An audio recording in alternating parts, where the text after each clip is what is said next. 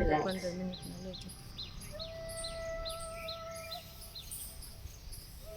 ત્યારબાદ બીજા પગને ડાબી બાજુ શ્વાસને ભરીએ, શ્વાસને છોડતા છોડતા ટ્વિસ્ટ કરીએ.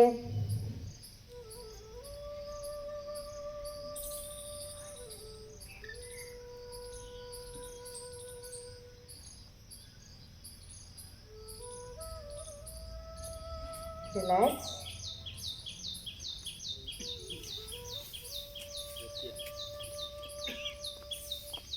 ધીરેથી તમારા આસન પર ઊંધા સુવાનું છે, પેટના બલ પર.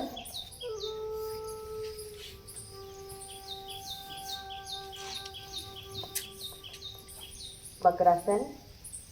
હથેળી ઉપર હથેળી, એની ઉપર મસ્તકને ઝુકાવી દઈએ.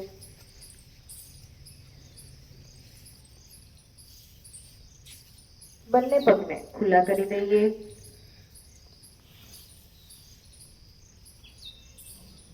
એકદમ હળવાશથી પૂરા રિલેક્સ થઈ જઈએ. મકરાસન. ઊંધા સુઈને કરવાના આસનોમાં આરામની સ્થિતિ છે, કમરને રાહત મળે છે, પણ ગર્ભાવસ્થા દરમિયાન આ આસનના અભ્યાસ કરવા નહીં. એકદમ રિલેક્સ થઈ જાઓ.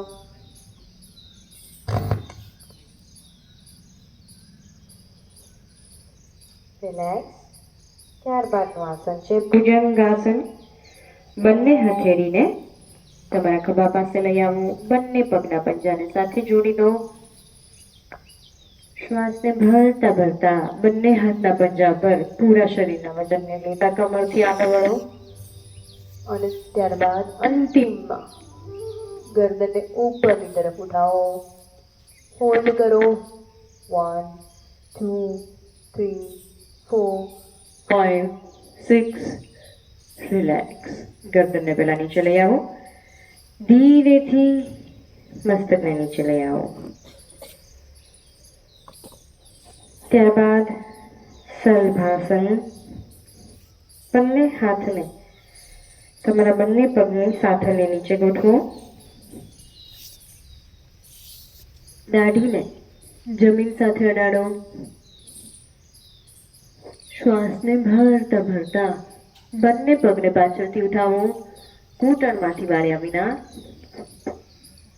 દાઢીને દૃઢતાથી જમીન સાથે અડાડી રાખો. હોલ્ડ કરો. 1 2 3 4 5 6 7 8 9 10. રિલેક્સ. બનાવીએ, સેતુ બનાવીએ. હોલ્ડ કરીએ. સેતુ બંધાસન. બંને પગને સહજતાથી સીધા કરી દઈએ. બંને હાથની હથેળીને જમીન તરફ રાખીએ. એક લાંબો ઊંડો શ્વાસ ભરી અને છોડીએ.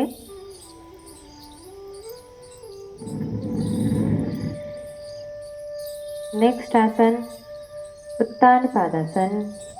બંને પગને સાથે રાખી જમીનથી 40 થી 45 ડિગ્રી સુધી ઉઠાવવાના છે, ઘૂંટણમાંથી વાળવાના નથી.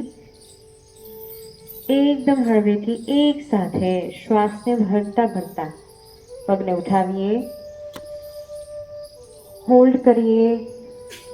1 2 3 4 5. રિલેક્સ.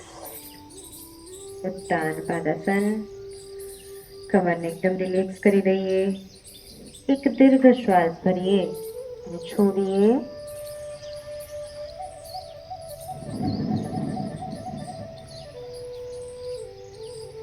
ત્યારબાદનું આસન અર્ધ હલાસન. આવી જ રીતે બંને હથેળીઓને જમીન પર સટીક રાખીએ. બંને પગને સાથે રાખી ઘૂંટણમાંથી વાળ્યા વગર બંને પગને સીધે સીધા આકાશ તરફ લઈ જવાના છે, પંજા આકાશ તરફ. અને ત્યારબાદ ઘૂંટણ પણ તમારા પગના અંગૂઠા છે, ઘૂંટણ વળે એનું ખાસ ધ્યાન રાખજો.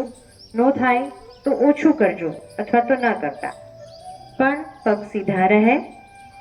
પગના અંગૂઠા છે આકાશ તરફ. હળવા છે.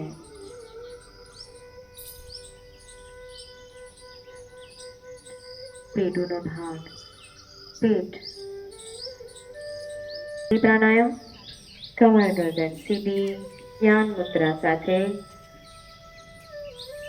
ખાલી સાવધાની કહી એવી રીતના પેટનું કોઈ ગંભીર ઓપરેશન કરાવવાનું હોય કે 6 મહિનાની અંદર કરાવ્યું હોય તો આ અભ્યાસને ટાળવો. માતાઓ, બહેનો, માસિક ધર્મ દરમિયાન, ગર્ભાવસ્થા દરમિયાન ન કરવું.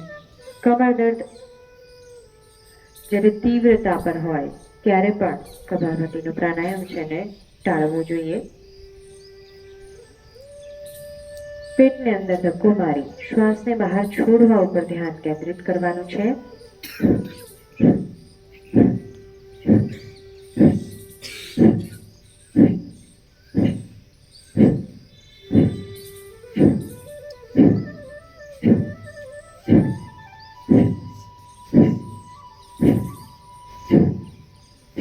આંખોને બંધ રહેવા દઈ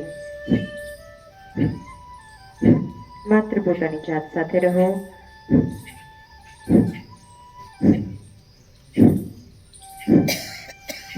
પ્રત્યેક પ્રશ્વાસ સાથે પોતાની અંદર રહેલા કામને બહાર, ક્રોધને બહાર છોડીએ, મોહને બહાર, લોભને બહાર, રાગને બહાર, દ્વેષને બહાર, ઈર્ષાને બહાર, અહંકારને બહાર, દુઃખને બહાર, દર્દને બહાર, પીડાને બહાર, ફરિયાદોને બહાર, ફરિયાદો બહાર, ફરિયાદો બહાર, ફરિયાદો બહાર, ફરિયાદો બહાર, ફરિયાદો બહાર.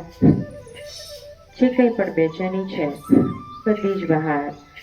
બેચેની બહાર, બેચેની બહાર. આલસ બહાર, આલસ બહાર, આલસ બહાર, આલસ બહાર. પ્રમાદ બહાર, પ્રમાદ બહાર, પ્રમાદ બહાર, પ્રમાદ બહાર. કોઈ પણ ક્રિયા કેટલી વાર કરો છો કે કેટલી ઝડપથી કરો છો કે કેટલા ફોર્સથી કરો છો એ મહત્વનું નથી, પણ કોઈ પણ ક્રિયા કેટલા જોડાણથી, કેટલા મનથી, કેટલા એક ચિત્તે અને કેટલી એક લયથી કરી શકો છો એ સૌથી વધારે મહત્વનું છે. યોગ એટલે કે જોડાણ સૌથી મહત્વનું છે. સ્વ સાથે સ્વનું સહજ મિલન.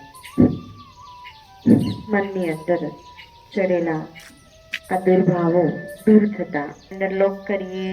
જ્યાં સુધી પણ સહજતાથી શ્વાસને અંદર ભરી શકાય છે, રોકી રાખી શકાય છે ત્યાં સુધી રોકી રાખીએ. જ્યારે પણ અસહજતા માલુમ થાય ત્યારે ધીરેથી નાકેથી શ્વાસને બહાર છોડી દઈએ. ફરી એકવાર કરીએ. ઘણા એવા લોકો છે જેને જીભની ભૂંગળી નહીં વળતી હોય તો એ લોકો સિદ્ધકારી પણ કરી શકે છે. ઉપર નીચેના દાંત છે એને સાથે રાખી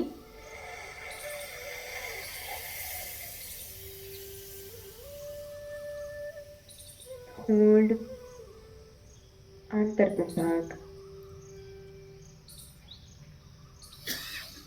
રિલેક્સ.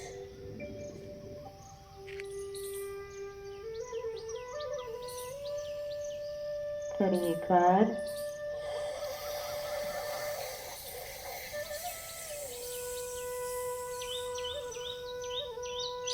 આંતરકુંભક લુક કરીએ.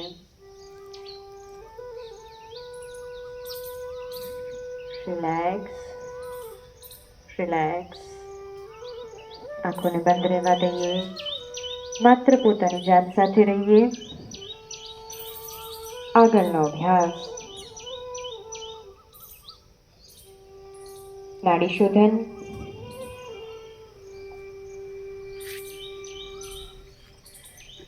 તમે રહી શકો છો.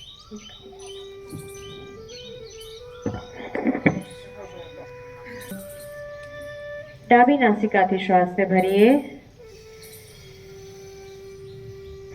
જમણાથી છોડીએ. જમણાથી ભરીએ. ડાબાથી છોડીએ,